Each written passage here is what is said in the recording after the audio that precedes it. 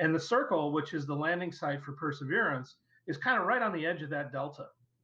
And what's important is that the sediments that were carried down in that river were deposited out on the floor of the crater, and then that delta grew out across it and sort of preserved them. And what we call the bottom set beds, the layers of sediment that are right at the base of the delta, that were in a lake that were before the delta grew out across it, are the place that we might be able to preserve, if they were ever present, the kind of biosignatures that would let us say something about past life on Mars.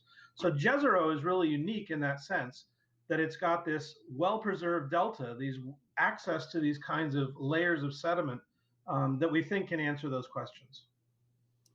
Awesome. Well, we've got folks tuning in from Germany, Sweden, Cumberland Valley Virtual Academy, Saudi Arabia, and the Philippines, where it's 2 a.m. Thank you all for tuning in. And the fact that I keep coming back to that kind of blows my mind is that right now, until we discover life, Mars is the only planet we know of completely inhabited by robots. And we mentioned earlier that we're going to share some resources with you today so you can learn more about Mars and the fleet of robotic explorers we have sent to the Red Planet. STEM 30 has produced a lot of videos on Mars, and we've created a Mars playlist on YouTube. There you will find a whole bunch of videos about Mars, including interviews with experts, animations, and astronauts telling about future journeys to Mars.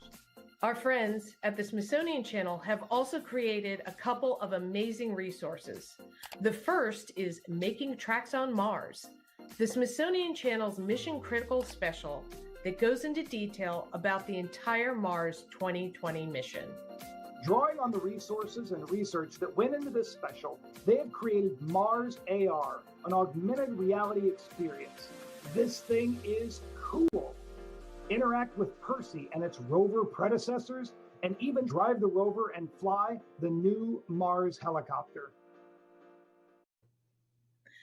So we have still got a lot of people watching, a lot of questions coming in. We've got people in Spain, Argentina, Trinidad, Guantanamo Bay, Naval Base, Serbia, Poland, France, Colorado, and homeschoolers in California.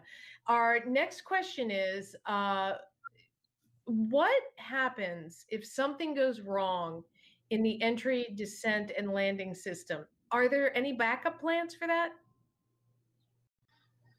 I don't think either one of us wants to take that one.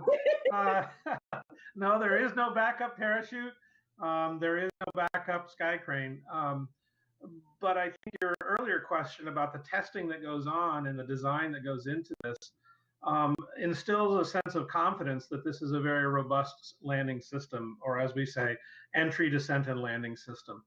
And let's not forget that the Curiosity rover, which is operating on Mars, used a very similar process for getting down on the surface. So we do have